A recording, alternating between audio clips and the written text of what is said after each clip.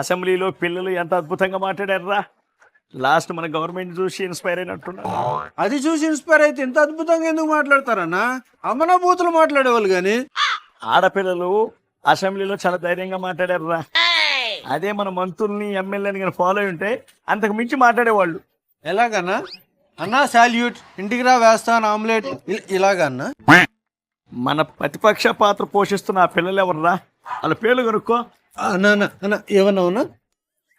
ప్రతిపక్ష హోదా అన్నా ప్రతిపక్ష హోదరా. మన ప్రతిపక్ష నాతో అంటే అన్నావు గాని ఆ పిల్లలతో అనమాకన్నా. చేతిలో ఉన్న పెన్నులు, పెన్సిళ్ళు, బాక్సులు అన్ని నీ మొహాన్ని ఇసిరేస్తారు. అన్నా ఎక్కడుందన్నా మన ప్రతిపక్ష పాత్ర? ఇంకా భ్రమలోనే బతుకుతున్నావు ఏంటన్నా నువ్వు? ఇంతకీ నా పాత్ర ఎవరు పోషించారా? అదే అన్న, వాళ్ళు ఎత్తుకొని బయటపడేస్తాను చూడు, అతను అన్న. ఆ అసెంబ్లీకి నేను వెళ్ళినా కూడా అలాగే ఎత్తిపారేసేలా ఉన్నారా. అవునన్నా. వద్దురా. మన పొట్టి పేటేమేంట్రా ఇంత కష్టపడిపోతుంది? ఏంటి పేటీఎం బాగున్నా, ఏం చేస్తున్నావు? పోస్టులు పెట్ట మానేసావేంటి? పెడుతుంటే హెరాస్మెంట్ చేస్తున్నారా, అందుకే ఆపేశాను. అవునా, నేను నీకు లింక్ పంపిస్తాను, నువ్వు అందులో కంప్లైంట్ చేయి. అది మన జగనన్న డిజిటల్ బుక్. ఏ ఆడపిల్లకి అన్యాయం జరిగినా అందులో కంప్లైంట్ చేయొచ్చు. అవునా? ఆ బోరుగడ్డ మీ ఇంట్లో ఉన్న ఆడోళ్ళందరినీ నా దగ్గరికి పంపించాలి, ఎందుకో తెలుసు కదా అని వ్యాఖ్యలు చేశాడు కదా.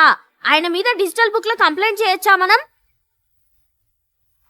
ఆ వర్ర రవీంద్ర జనసేన మహిళల మీద, అలాగే హోమ్ మినిస్టర్ అనిత గారి మీద నీచమైన వ్యాఖ్యలు చేసి పోస్టులు పెట్టాడు కదా, ఆయన మీద డిజిటల్ బుక్ లో కంప్లైంట్ పెట్టొచ్చు కదా మనం. వాళ్ళందరూ మనోళ్ళు, మన మీద మన కంప్లైంట్ ఇవ్వడం ఏంటి? మరి మన వాళ్ళే కదా ఆడవాళ్ళ మీద అసభ్యకరమైన పోస్టులు చేసి హెరాస్మెంట్ చేసేది. ముందు మన వాళ్ళ మీద కదా కంప్లైంట్ ఇవ్వాలి డిజిటల్ బుక్ లో. ఓహో, అర్థమైంది. ఇది పార్టీ మారిపోయినట్టుందిరా. అది పసుపు కలర్ డ్రెస్ వేసుకున్నప్పుడే నాకు అర్థమైందిరా. వాళ్ళకి నా మీద ఎంత ప్రేమ ఉందో చూడరా. అన్నా అయ్యప్ప మాల్లో కూడా రప్ప రప్ప ఏంటన్నా? వాళ్ళ అభిమానం రా. అధికారంలో నుంచి దించేసి ఆ దేవుడు నీ నెత్తి మీద దెబ్బేసిన నీకు ఇంకా బుద్ధి రాలేదన్నా? ఈసారి మనం అధికారంలోకి రాగానే ఒక్కొక్కడికి రప్ప రప్ప రప్పేరా. పోయినసారి వైనాట్ 175 జనాలు వైనాట్ లేదు వంకాయ లేదని నేను 11 కుప్ప కూల్చాడు. అయినా ఇంకా రప్ప రప్ప అంటే ఏంటన్నా? చూస్తుండు, ఈసారి మ్యాజిక్ ఫిగర్ 88 దాటంగానే ఒక్కొక్కడికి రప్ప రప్ప రప్పే. ఏంటి బాబన్నా? మ్యాజిక్ ఫిగర్ 88 దాటంగానే ఒక్కొక్కడికి రప్ప రప్ప రప్ప. మరి దాటకపోతే చర్లపల్లి జైల్లో చేతిలో చిప్ప చిప్ప చిప్పనా?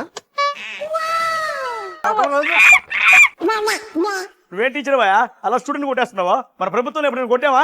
కొట్టేశాం కానీ ఏది మీడియా ఏది ఏంటి కనపడవా మీకు? కరెక్ట్ గా వచ్చారండి. ఎన్నిసార్లు పాఠం చెప్పినా సరిగ్గా చెప్పట్లేదండి. చెప్పి చెప్పి గొంతు పోతుంది. నువ్వు సరిగా చెప్పావా? ఈ గవర్నమెంట్ లో అంతా అంతే. నువ్వు ఈ జగన్ మామయ్య అడుగుతున్నాడు, నువ్వు చెప్పమ్మా ఏం పాఠం అది? అమ్మ నేను ఏ పాఠం చెప్తానంటే, అనగనగా ఆవు ఉంటుంది, ఆవుకి 4 కాళ్ళు ఉంటాయి, ఆవు రోజు పాలు ఇస్తుంది, ఆ పాలతో పెరుగు చేసుకోవచ్చు, నెయ్యి కూడా తయారు చేసుకోవచ్చు. కానీ ఆవు సరిగ్గా తిండి తిననప్పుడు కల్తీ అవుతుంది. కల్తీ నువ్వు కల్తీ, నువ్వు కల్తీ, కల్తీ నువ్వు కల్తీ. ఏం పేరమ్మా నీది? జగన్.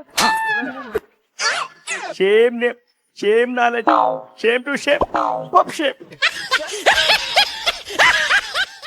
క్షమించు వెంకటేశ, క్షమించు శ్రీనివాస, క్షమించు తిరుమలేశ. సరికతే ఏమైంది రావర్తి గుంజులు తీస్తున్నావు? ఆ శ్రీనివాసుడు ఉండిలో దొంగతనం చేశాడు. ఎంత దొంగలించాడు? 40 రూపాయలు. 40 రూపాయలా? చిన్న చోరీ. ఆ రోజు హుండీ డబ్బులు లెక్కిస్తూ చిన్న చోరీ. చిన్న చోరీ నా చిన్న చోరీ. ప్రతి భక్తుడు తన కష్ట నష్టాల్ని మొర్ర పెట్టుకొని వాటి నుంచి కట్టెక్కించమని వేడుకొని ఆ దేవుడికి కానుకగా సమర్పించిన దానిని కాచేయడం చిన్న చోరీలా కనపడుతుందా? దోచింది ఎంత? ఆఫ్టర్ 4 నోట్లు అంతే. 5 నోట్లు దొరికినాడు, 72,000 విలువ అంతే. అంతేనా? ఉండిలో నగదు రూపంలో సమర్పించే నమ్మకమయ్యా అది. 40 కోట్లైనా 4 నోట్లైనా తప్పు సైజు తగ్గదు. ఆ లెక్క విలువ తక్కువే కదా, వదిలేయండి. దేవుడు దొంగతనంలో ఎక్కువ తక్కువ ఉండదు. ఆ శ్రీనివాసుడు సొత్తు పావుగా దాచుకున్నది పాపమే. ఆ విలువ మీకు అర్థం కాదులే. మా అన్నకి హిందువులన్నా, హిందూ దేవుళ్ళన్నా చాలా విలువ, చాలా గౌరవం. అవును, ఆ 7 కొండల వాడి సన్నిధానాన్ని ఏదో గుడి అని ఎగతాళి చేసేంత గౌరవం. ఏదో గుళ్ళో లడ్డు అంటాడు. శ్రీవారి లడ్డుని కెమికల్స్ తో కల్తీ చేసేంత గౌరవం. ఆవు సరిగ్గా తిండి తిననప్పుడు, ఆ ఆవులో నుంచి పాలు తీసినప్పుడు కూడా ఇలాంటి రిజల్ట్స్ వస్తాయంట. ఇప్పుడు ఆ దేవుడి దొంగతనాన్ని చిన్న చోరీ అని చులకన చేసేంత గౌరవం. ప్రభుత్వ స్కూళ్ళు ఈరోజు ఏ రకంగా ఉన్నాయని చూస్తే, ఈరోజు మీరు గమనించండి, ప్రభుత్వ స్కూల్లో పోయేటప్పుడు ప్రతి ఒక్కరూ ఈ మధ్యకాలంలో చిన్నపిల్లలందరూ క్యారియర్లు పెట్టుకుపోతున్నారు. క్యారియర్లు ఎక్కువైపోయినాయి. లంచ్ బాక్స్ మర్చిపోయావంట? ఈ మధ్య పెట్టిన కార పెట్టినట్టు ఇంటికి తెస్తున్నావంట. కడుపుకింత కూడు పడకపోతే చదువు ఒంటి గట్ట పడతా తల్లే. నేను స్కూల్లో తింటున్నా బాబాయ్. స్కూల్లోనా? అదేంటమ్మా స్కూల్లో లావు బియ్యం పెడుతున్నారు, కడుపు నొప్పి నేను తినను అన్నావు. తిండి అస్సలు బాగలేదన్నా, తినలేకపోతా ఉన్నామన్న మాట వస్తా ఉంది. ఇప్పుడు అలా లేదు బాబాయ్, అన్నం సన్నం బియ్యమే పెడుతున్నారు, రోజుకు ఒక రకం చేస్తున్నారు. నిజంగా తల్లి? నిజం బాబాయ్, అప్పుడు కష్టంగా తినే వాళ్ళం, ఇప్పుడు ఇష్టంగా తింటున్నాం. అందరికి కడుపులో ఇంటి దగ్గర నుంచి క్యారేజ్ తెచ్చుకోవడం కానీ అమ్మ అనేయడం కానీ ఏదో చేసేవాళ్ళు, అలానే ఉండేవాళ్ళు. అయితే లావు బియ్యం పెట్టేవారు, తినబుద్ధి అవ్వదు. తినలేకపోయినా తిన్నామని చెప్పేవాళ్ళం. ఇంట్లో ఉన్న అసలు నేను తినేదాన్ని కాదు, ఇంట్లో నుంచి కూడా తెచ్చుకునేదాన్ని కాదు, ఇక్కడే నార్మల్ గా ఆకలితో ఉండిపోయేదాన్ని. ఇప్పుడైతే అంతా తింటున్నాను, రోజు తింటున్నాను, రోజుకో వెరైటీ మొత్తం తింటున్నాను, చాలా బాగుంది. ఈ మార్పులన్నీ రావడానికి ఎవరు కారణం అనుకుంటున్నావు? లోకేష్ గారు, చాలా థ్యాంక్స్ లోకేష్ గారు. తిండి అస్సలు బాగలేదన్నా, తినలేకపోతా ఉన్నామన్న. ఆ రోజు హుండీ డబ్బులు ఎక్కిస్తూ చిన్న చోరీనా? 100 కోట్ల ఆస్తులున్న మీకు, 1000 కోట్ల అక్రమాస్తులను కోర్టు చుట్టూ తిరుగుతున్న మీకు ఇది చిన్న చోరీనే కావచ్చు, కానీ దోపిడీ జరిగింది కిరాణా కొట్టులో కాదు, ఆ కలియుగ దైవం సన్నిధుల్లో. ఒండి నుంచి దొంగలించబడింది నగదు కాదు, మా హిందువుల నమ్మకం. 9 నోట్లు, $9, 52,000 విలువ అంతే. దోపిడికి గురి కాబడిన శ్రీనివాసుడి సొత్తు 9 కోట్లైనా 9 నోట్లైనా పాపం పరిణామం మారదు.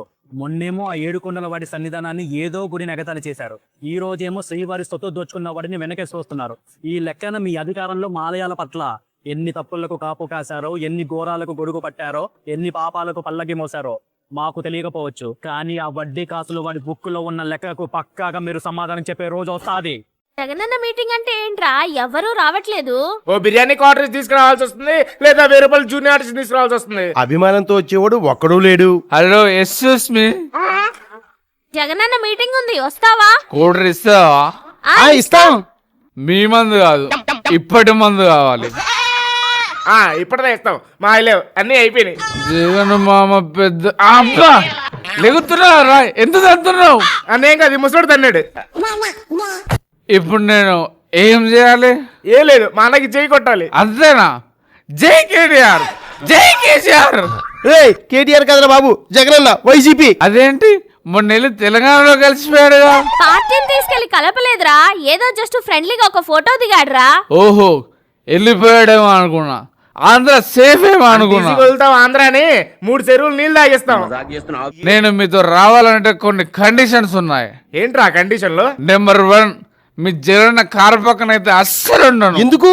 ఆ కారు నా తల మీద నుంచి ఎక్కిస్తారు. నేను మాస్క్ పెట్టుకుని మాట్లాడతా. ఎందుకు? ఇప్పుడు కోవిడ్ లేదుగా. ఆ స్పీచ్ ట్రెండ్ అయ్యి నేను ట్రైన్ కింద పడతానేమోనండి. నెంబర్ 4, మీ అన్న నన్ను ఎత్తిన చెయ్యట్రదు, ముద్దెట్టదు. నువ్వేనా ముసల్దాన్ని ముద్దు పెట్టడానికి? పెట్టలే. All conditions okay? ఓకే.